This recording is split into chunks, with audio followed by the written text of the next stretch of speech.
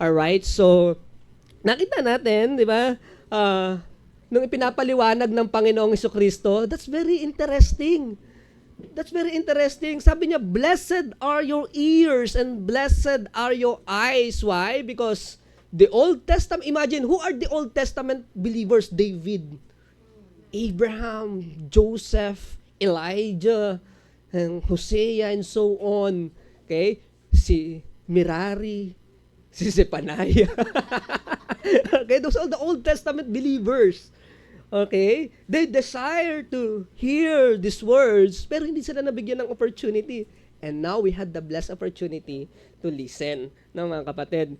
And this is the parable of the sower. Hindi ko na ipapaliwanag kung ano yung parable of the sower. I know everybody is familiar. And then later on naman, madadaanan natin, no, as we go deeper with our message this morning. The title of the message is, actually, na-preach ko to last time nung prayer meeting.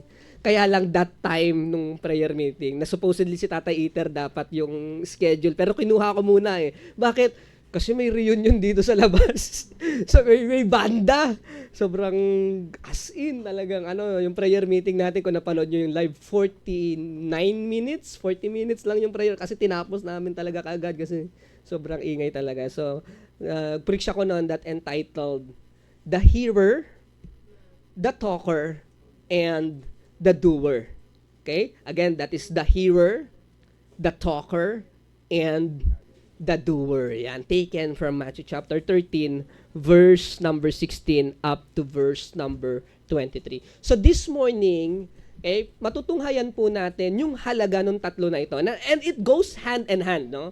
I'm not saying that doing is more important than hearing. Okay, I'm not saying that talking is more important than... No. These three goes hand in hand and it always goes together. Dapat magkakasama yan na ginagawa ng isang mananampalataya. There's time to listen. Okay? Kasi if you listen, you will understand. Para kang ngumunguya ng salita ng ating Panginoon. There is no conviction pag walang pakikinig. Okay? There is no discernment pag walang pakikinig. That's very, very important. However, our duty never stop with listening. Right? We have to talk. We have to praise God, and we have to praise God through our lips, the sacrifice of praise. Right? We have to be a kerux. What's this kerux? The preacher of the word of God. No? Keruso. You should preach. Okay? We have to didaskalia. We have to teach the very word of God. So that is talking is very, very important as well. Okay? However, that is not the end of what the Lord intends for us. We have to be a doer of the word as well. However, doing something without understanding it, 'di ba? Kapag ginagawa mo yung isang bagay and yet hindi mo naunawaan kung bakit mo siya ginagawa, it also falls short of the Lord's intended design. So these three goes hand in hand, and makikita natin yan later on as we study the parable of the sower. Right? So point number 1 po natin kagad, the hearer. Okay? The listening to the word of God is very important. In the book of Deuteronomy chapter number 6 verse number 4, yung Shema. Okay? Shema, no? Shina mapa, right? Shema. Okay? Shema means listen or hear. Okay? And every morning, yung mga Jewish people, every time naririnig nila yan, yung Shema. And what is Shema? Yung, hear, O Israel, our God is one Lord, and thou shalt love the Lord thy God with all thy heart, with all thy mind, and with all thy soul. Right? It is in Deuteronomy chapter number 6, verse number 4, pababa. That is Shema. It is a prayer. Lagi nilang binabanggit yan. It's a part of their oral tradition.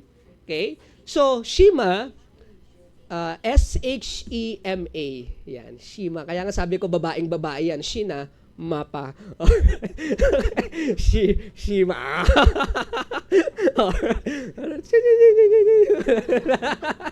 Alright. Okay.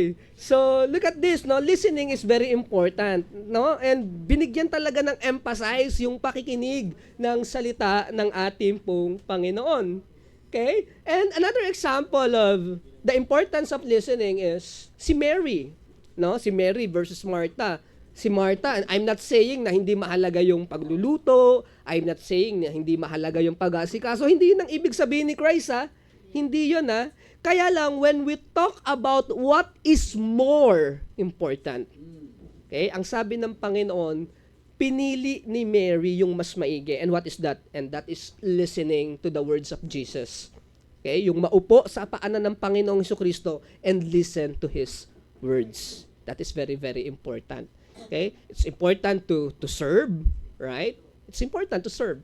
However, again, there is a time for service, there's time for serving, there's time for listening. And that time, listening is more important. Okay? So, another is, ang sabi rin ng Bible ng mga kapatid, in Romans chapter number 10, very familiar verse, Romans chapter 10, verse number 17, faith cometh by hearing, and hearing by the word of God. So, listening to God's word is very important. Okay? Without listening, there is no conviction whatsoever. Hindi ka mako-convict ng salita ng Panginoon kapag tinatakpan natin yung ating mga tainga. Ayaw kong pakinggan yan. Ganon. Okay? Naalala ko yung in the book of Acts, di ba? They were pricked in their heart because they listened to the preaching of the gospel in Acts chapter number 2. They were pricked. Okay? And also in Acts chapter number 16, they were really hurt by the words na nai-preach. Okay? Pero ang maganda doon, dahil nasaktan sila sa salita ng Panginoon, nagtanong sila, what shall I do? What must I do? Alright? Ang sabi ni Peter on Acts chapter 2, repent ye therefore and be converted that your sins may be blotted out. Yun ang sabi niya. According naman sa Acts chapter number 16, believe on the Lord Jesus Christ and thou shalt be saved. So there is no conviction, di ba? There is no discernment, there is no conviction, there is no understanding kapag walang pakikinig. Listening is very important. Kaya look at this, dun sa parable of the sower, ano yung unang ground? Yung wayside. Yung sa gilid lang, sa gilid ng daan, o kaya nga way, daan, side. Oh, yung pala yun. Okay. Yung pala yun. Parang baywalk. Tabi na, okay, yung pala yun. Okay, okay. Wayside, tabi ng kalsada. And what happened? Yung seed na naihagis naman, kasi sower means pagtatanim or paghahasik ng lagim, ng binhi. Paghahasik ng binhi, sower, nagtatanim Okay? And may mga binhi na napunta sa tabing kalsada. And anong sabi? Anong explanation din sa nabasa natin? Ito yung klase ng mga tao na nakapakinig sila ng salita ng Panginoon, again, nakapakinig sila, pero hindi nila naunawaan. Now, for a lot of reason, maaaring pinakinggan lang, pumasok dito, lumabas dito, but there is no understanding whatsoever. Okay, parang, alam mo yun, walang pake, walang saysay, parang for the sake lang na, okay, parang nadaanan lang. Parang gano'n lang, parang maigi pa nga yung pot-pot ng puto, alam mong puto yun Alam mo yung tunog pot-pot, alam mong puto Kaya yung ano nung jeep, no? Galit yan, panay-panay ang busina Alam mo may pangunawa But there are a lot of people, narinig lang nilang salita ng Diyos, pumasok dito, wala dito. And according to God's word, no, dun sa binasa natin, according to God's word, kasi ninakaw agad ni Satanas yung salita ng Diyos, kaya hindi sila nakinabang. Yun ang makikita mong talino ni Satanas. Para hindi makinabang ang tao sa salita ng Diyos, ninanakaw niya kaagad Okay? And alam natin, via application, there are a lot of hindrances, there are a lot of challenges for you not to listen to the Word of God. Kasi alam ni Satanas alam ng kaaway na kapag ikaw nakinig ng taimtim, mababago buhay mo talaga. Alam ni Satanas yan. Okay? Alam niya na, tingnan mo si Eve. Patay na naman tayo dyan, Pastor. Si Eve na naman. Diba? Anong instruction ng God, diba?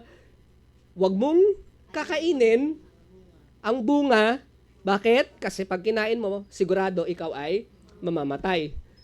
Buti pa si Satan, good listener. Good listener si Satanas Bakit?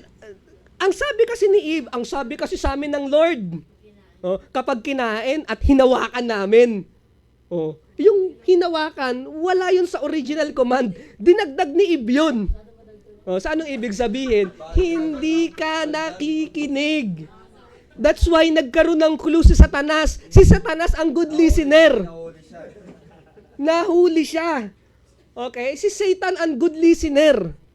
Kaya napagtanto ni Satanas, nagdagdag ka sa salita ng Diyos, malamang at sa malamang, hindi ka nakikinig.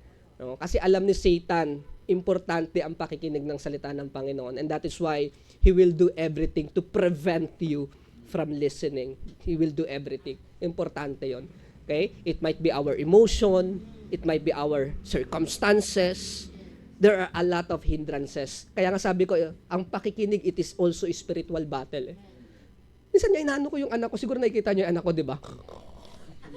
Maghihilig pa, Brad. Pinag-uusapan niya namin, ang aga ng pasok niya na, nagigising niyan alas 4 ng madaling araw. At sa school, tinatanong ko, sa school ba natutulog ka? Hindi. He's very active sa school. Sa church.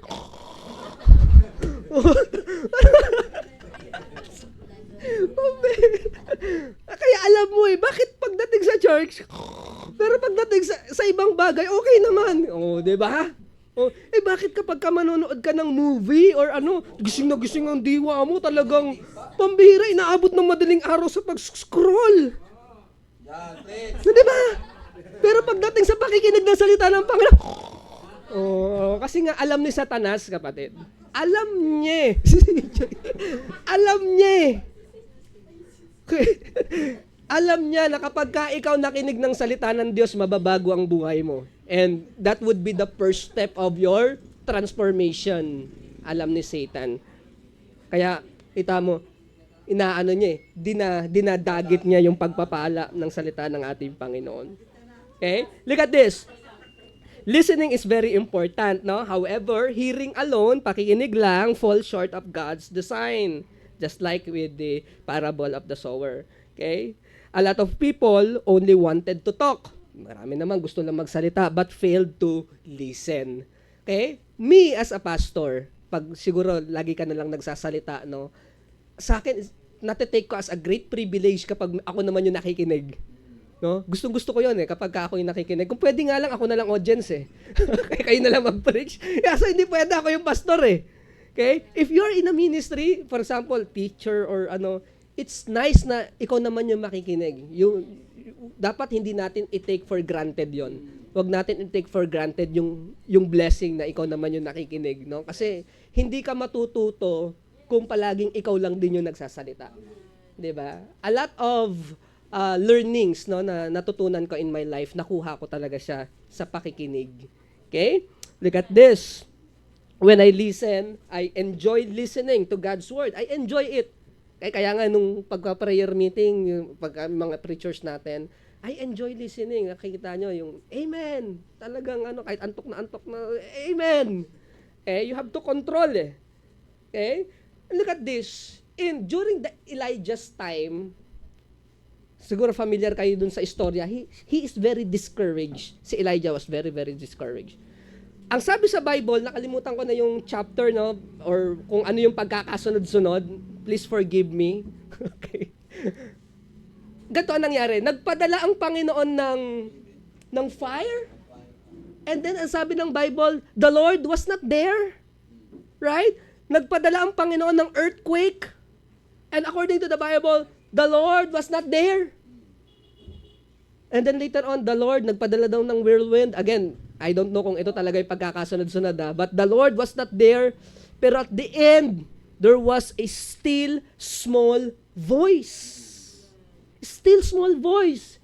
At yung still small voice na yun ang nag-encourage kay Elijah. Wow, sabi ko, Lord, what does it mean? So, iniisip ko yun, anong ibig sabihin nun? There is fire, there's earthquake, and there's... So, ibig sabihin, these are majestic visual representation of the power of God. No? Kumbaga parang bombastic. And yet, ang sabi, the Lord was not there, right? Pero merong still small voice, but the Lord is there. Sabi ko, Lord, no, sometimes, na-realize ko, sometimes ganun din tayo, we are looking for bombastic experience. We are looking for dramatic, yung extravagant na pangyayari na I need revival and we need a powerful preacher na talagang nagwawasak ng pulpit or what an event na talagang luluha ka talaga sa Panginoon na talagang, Lord, ganun. And yet, di ba, Elijah was encouraged by the still small voice. Okay? Kinakailangan natin makinig ng salita ng Panginoon. Sometimes we try to find revival sa mga, alam mo yun, extravagant na pangyayari sa buhay natin. Kapag namatay yung ano ko, mare-revive ako. Or kapag, alam mo yun, kapag nagkaroon ng aksidente, mare-revive ako. Alam mo yun, naghahanap tayo ng dramatic way para ma-revive tayo. And yet we failed to see that revival comes through that still small voice. And that would happen if we will, what? If we will listen.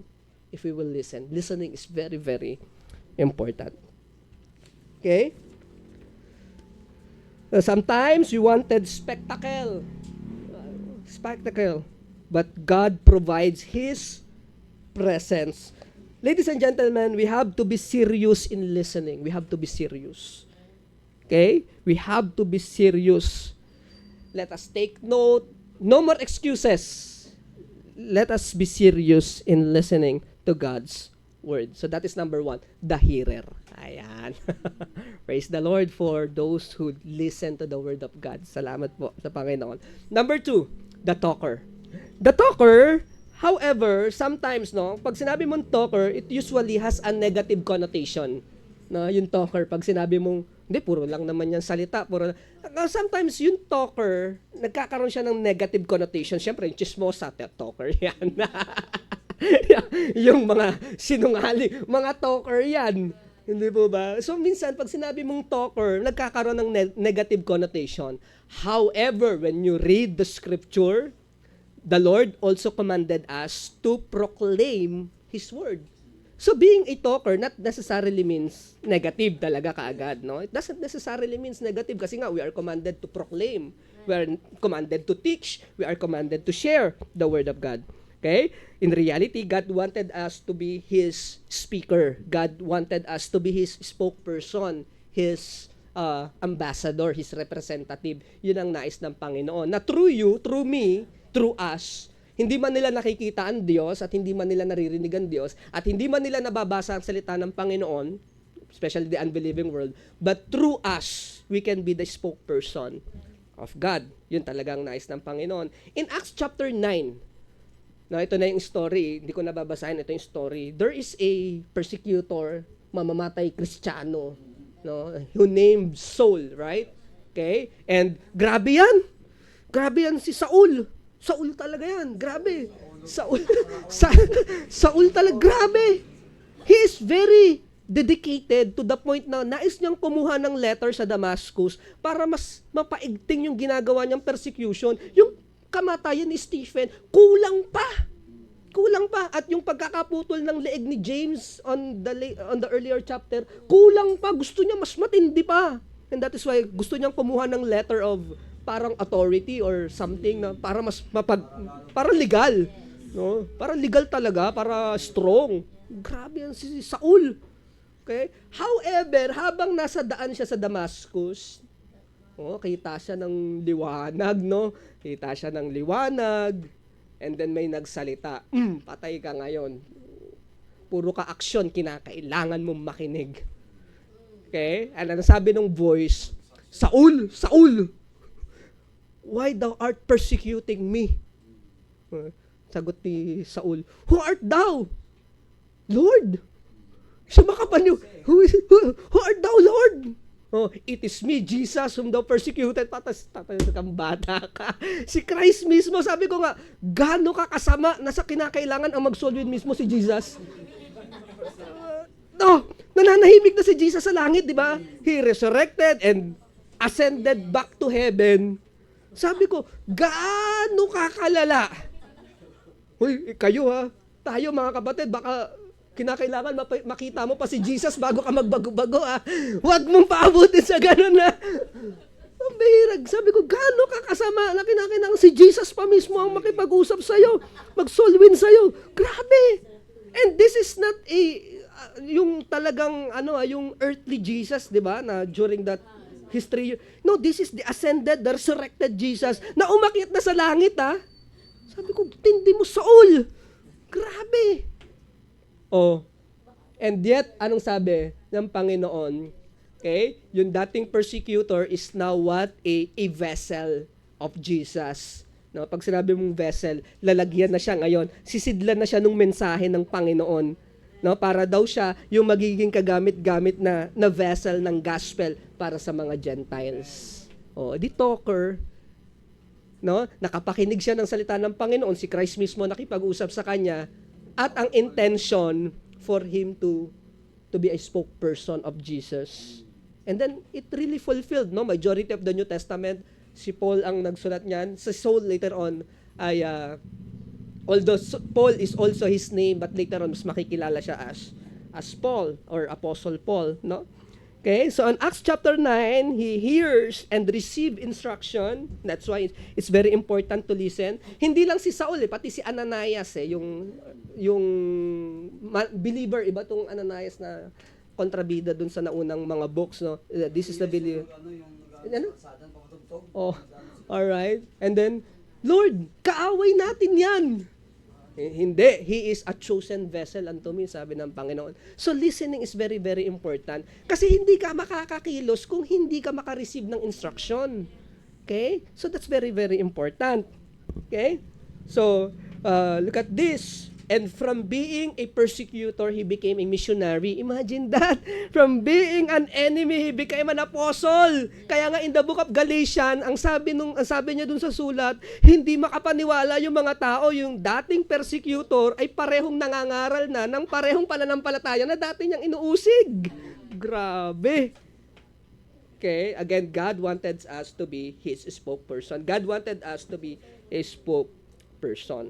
However, mayroong warning ang salita ng Panginoon. When you look at James chapter 3 verse number 1, ang sabi niya, my brethren, James chapter 3 verse number 1, my brethren, be not many masters there means teacher, knowing that we shall receive a greater condemnation. Condemnation there means judgment. Siyempre, kapag ikaw nangangaral ng salita ng Panginoon or nagtuturo ng salita ng Panginoon, we receive a greater judgment.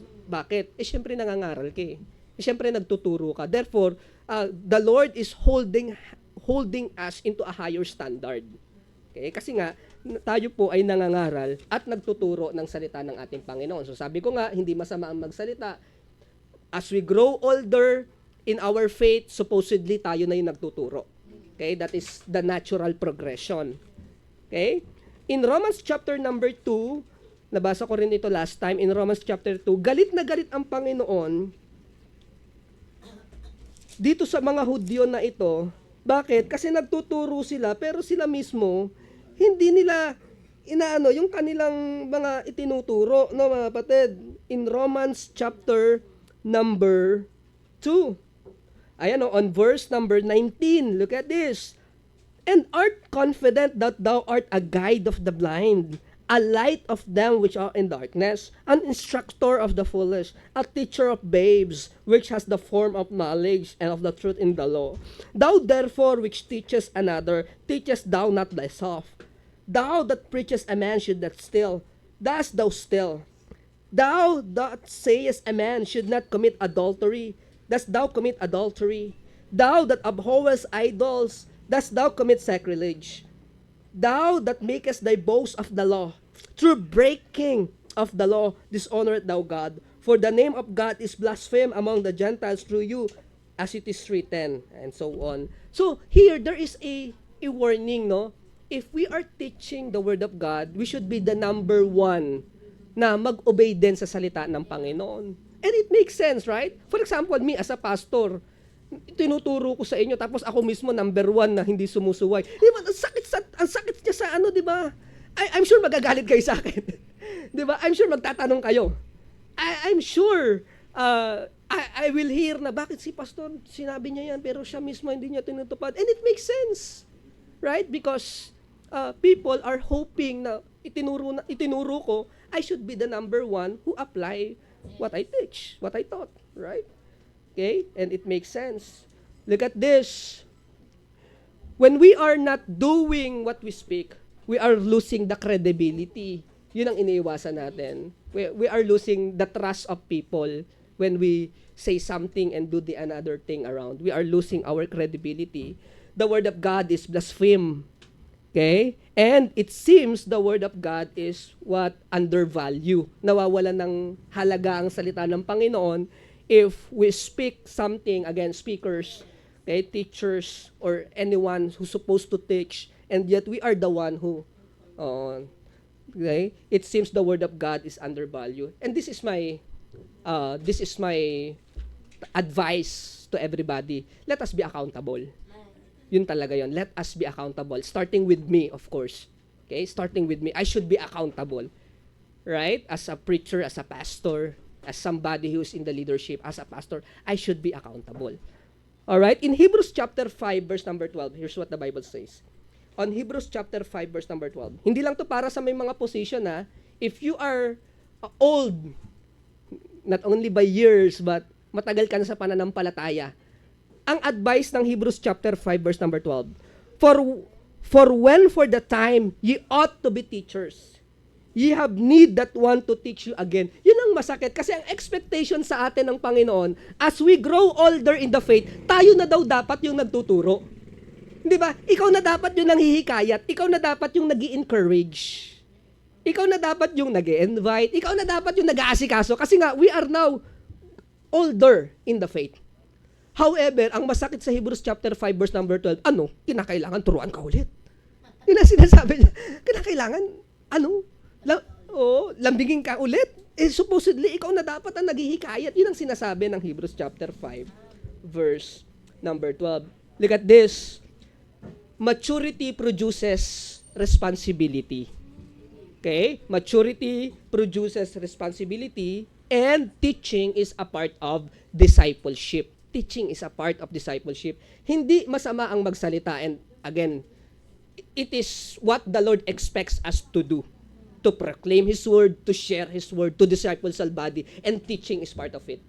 Okay? However, talking alone, just like hearing, talking is important, but just like hearing, talking alone falls short of God's intended design.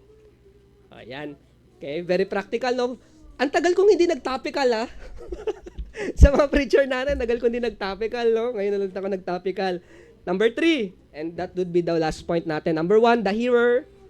Number 2, the talker. And number 3, the doer. I will not say that this is the most important.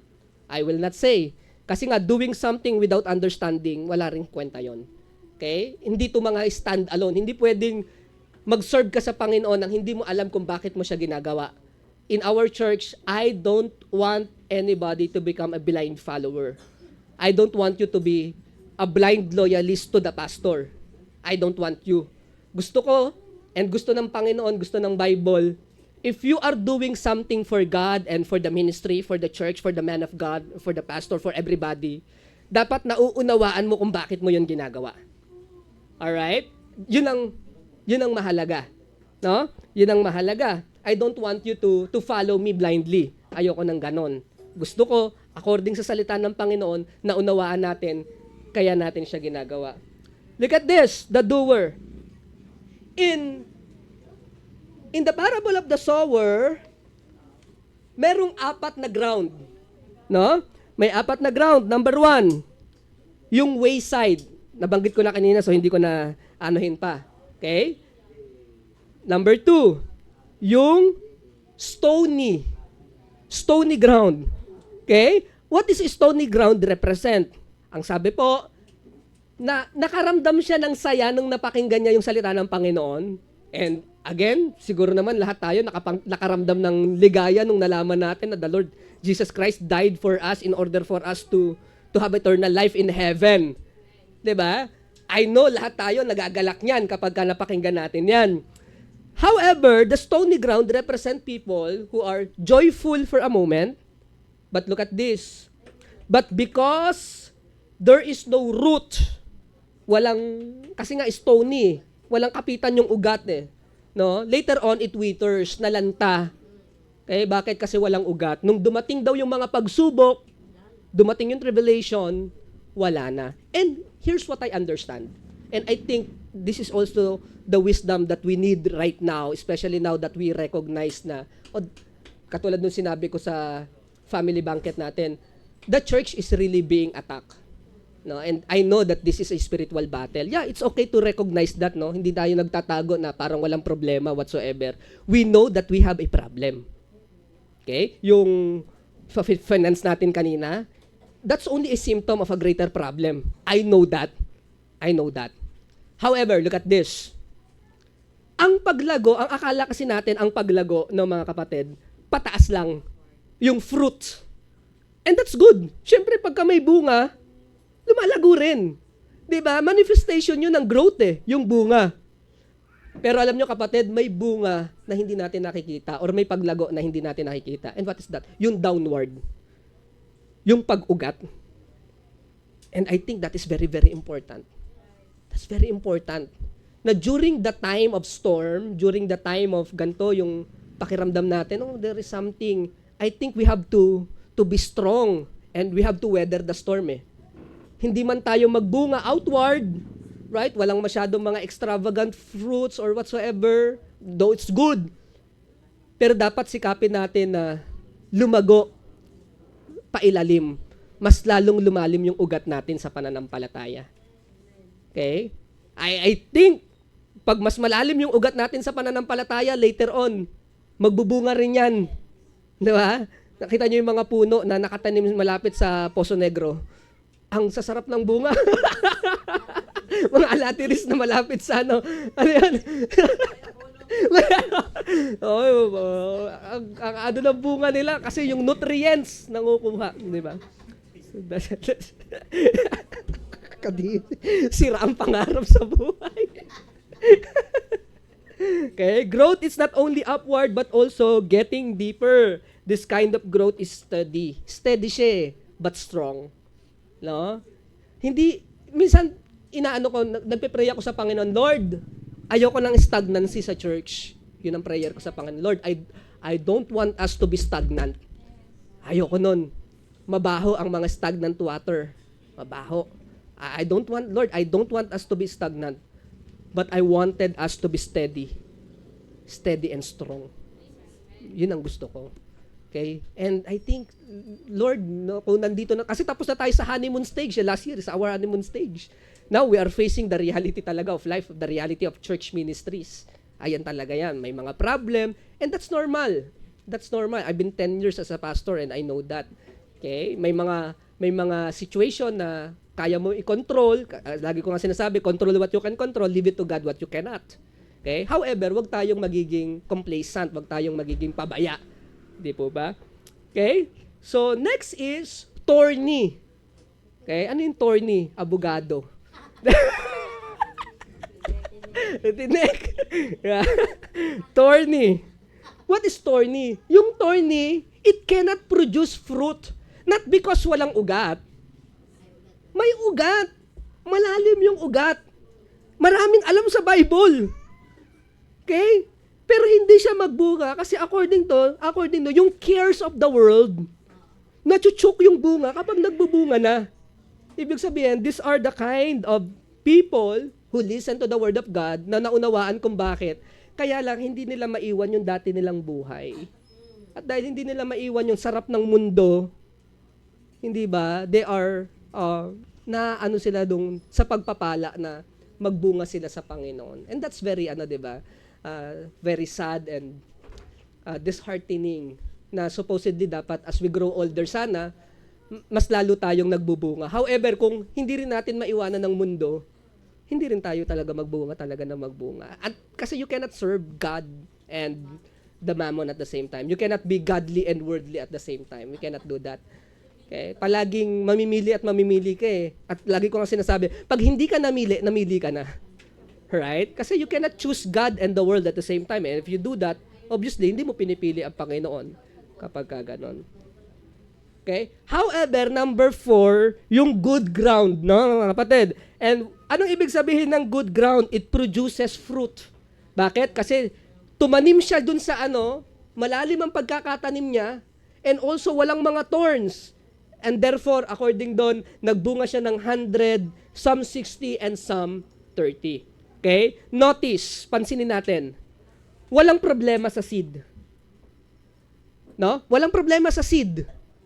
Okay? It's still the Word of God. Lahat tayo nakakapakinig ng salita ng Panginoon, right? However, nagkakatalo dun sa anong uri ka ng ground. Right? Dun siya nagkakatalo sa kung anong uri ng ground. Everybody listen to the word of God Pero not everybody can apply what they heard. Not everybody can really surrender talaga sa prinsipyo ng salita ng ating pong Panginoon. Okay? Look at this also, no, mga kapatid. Yung iba daw, nagbunga ng 100. Kaya yung mga 30, wag kang maiinggit sa 100.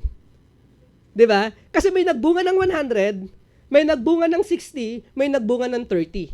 Anong ibig sabihin nun? Sa mata ng Panginoon, pare-pareho lang. Pare-pareho nagbunga. Huwag kang maiinggit dun sa 100. Ay, 30 lang ako, siya 100. Hindi, sa mata ng Panginoon, He knows na yung numbers ng fruits might be different, but fruit is still fruit. No? Result pa rin yun nung magandang ground. Yun ang mahalaga sa Panginoon.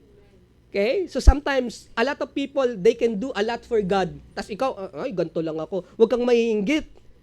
Kung yun ang binigay ng Panginoon, sa mata ng Panginoon, pareho lang pala ng value.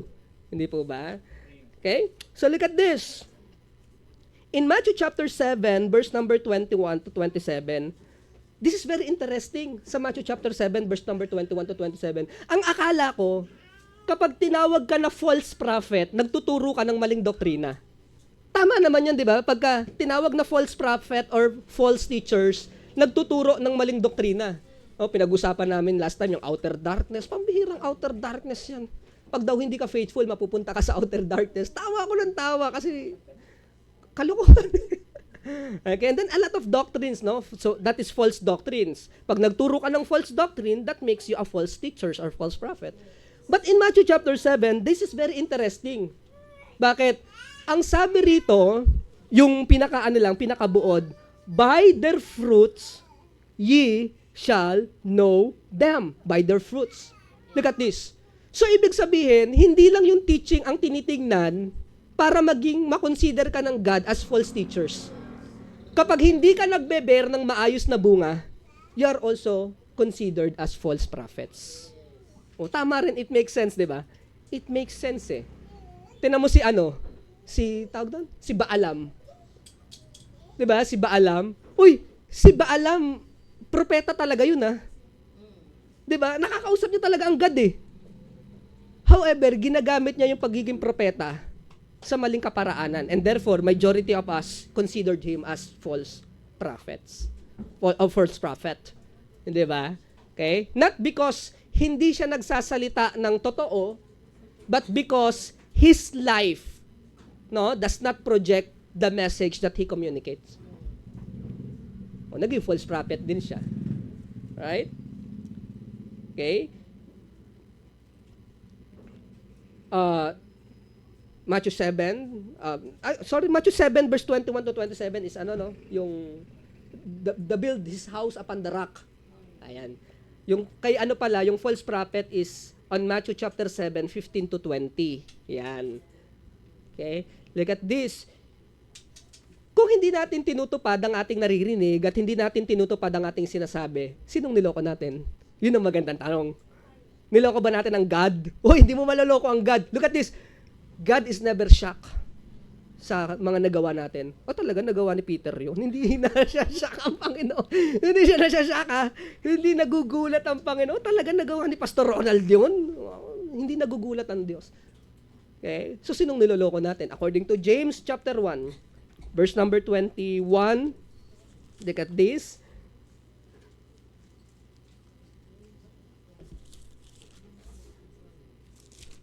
Ito, sabi po ng Bible sa James chapter 1, verse number 22 rather. But be ye the doers of the word, and not hearers only, deceiving your own selves.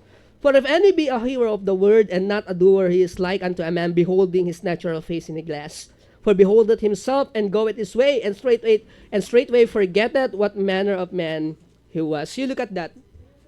When we do not obey, when we do not do what we proclaim, ang nilaloko lang natin according to the word of God ang sarili natin. Oo nga naman. Okay? If I am a hypocrite, I'm just projecting an image na hindi naman ako, and then I just Alam mo yon, niloloko ko lang ang sarili ko. According to the Bible. So, I'm not saying na obeying God is not important. What I'm saying is, obeying God is not stand-alone. No? I'm not saying na proclaiming or talking is not important. Important ang pagsasalita. We are commanded to spread the gospel. But again, hindi siya stand-alone. I'm not saying hearing is the most important. Okay? But hearing alone falls short to the Lord's standard.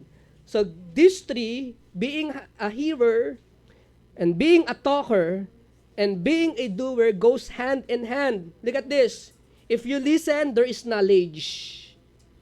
If you listen, there is conviction. And if you listen, there is discernment. Discernment is very, very important. Discernment. Okay, what is discernment? Yung meron kang compass, meron kang ability to know what is right and what is wrong. That's discernment. Kaya nga din sabi ko, we are under attack spiritually. Hindi nagkataon yan. Yung nangyari kila Elmer, kay Sister Karen, yung pagkakawala ng hanap buhay nila Sister Jing. It's not an accident. It's not never an accident. It is a spiritual attack. And you know, pagka meron kang discernment, madali mo makita kasi alam mo na ang kaaway, gawin niya talaga ang lahat para wasakin ka dahil alam niya It's never an accident. Okay? So we have to listen. Para magkaroon tayo ng knowledge. No? And knowledge, sabi nga, knowledge is power. Kasi kung Bobs, hindi siya makapagdesisyon ng tama Right? If pagka walang wisdom, kawawa, hindi makapagdesisyon, hindi niya alam yung what is right and kapatid, innocence is a gift. Innocence. Ang sarap minsan, naisip ko, Lord, ang sarap ng walang alam. Yung inosente ka, ang sarap ng walang alam. Pero ang innocence is for the youth, for the babies, for the young ones. Ignorance is, no. Hindi pwede. Pag sinabi mong ignorance, as in wala kang alam, wag yun. Innocence is a blessing. Blessing ng Panginoon sa mga bata. Kayo mga anak ko, hindi ko masyado, kasi gusto ko bata lang talaga sila I mean, yung maano lang nila yung, hindi ko pa sila ino-open sa mga kung ano-ano, na hindi pa sa edad nila. Okay? Kasi gift yun yung innocence, gift yun. Pero yung ignorance, it's a curse. It's a curse.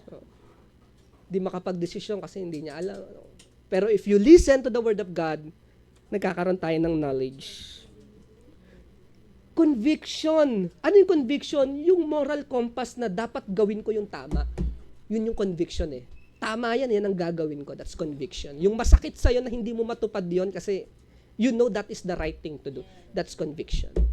And nanggagaling yan if we listen. Number 2, yung talker. Look at this. Talker, it is a tool of God for us to be an encouragement to other.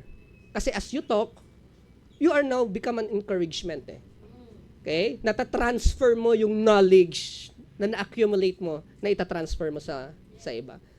Okay? Maganda na nagsisik tayo ng advice better. Hindi pa, sabi nga nila, experience is a best teacher, pero costly. Very costly. Sakit. Okay? Sabi sa buhay daw, nauuna yung exam bago lesson. That's pricey. Costly. Costly. So kung matuto na tayo sa karanasan ng iba, better. Advice, better. May nabasa nga akong libro binabayaran niya yung kasi yung mentor niya is si John Maxwell. May mentor siya. Binabayaran niya yung mentor niya to spend more time. I'm not saying, hindi ako nagpaparinig. Sinasabi ko lang na ganun lang ginagawa. Kasi advice is important. Okay? We encourage, we warn. We warn. If we talk, we warn a lot of people. 'Di ba? Nabibigyan natin sila ng babala, wag kang tumawid diyan, may namatay na diyan. Warning. Nabibigyan na, wag mo yan. Pag hindi ka nagsalita, hinahayaan lang natin silang Kaya si Alvin ba 'yon? Si Alvin, Kala niyo si Alvin. Actually okay naman yung mga sinabi niya. Okay. Kaya lang it's mahirap lang pakinggan, 'di ba? Pero when you put it in the lens of the scripture, okay naman. Okay? Okay naman siya. Ayoko makisali diyan. But you warn and also you teach people. Nangyayari yan if we are a talker. And lastly, if we are a doer, look at this. Obedience makes the message visible. Yun ang maganda. Obedience makes the message visible. A lot of people, they can listen, di ba? Pero they follow what they can see. Yun ang better. Kahit yung mga anak natin, pagalitan mo ng pagalitan yan, pero ang sinusundan nila, nakikita nila. And it makes sense, di ba? It makes sense. That is culture. That is culture. Okay? It makes the message visible. And look at this. And action gives credibility to our words. Action gives credibility. You become powerful. You become trusted if you do what you say. Very interesting. Right? Yeah. A man with, ano yun? A man of works is better than a man of words. Gawa ko lang yun. Okay. All right. So that is the message for us. Number 1, the hearer. Number 2, the talker. And number 3, the doer. So again, these 3 goes hand in hand. Goes hand in hand. Another triangle principle na naman yan na itinuturo ko. Ayan. Ano yan?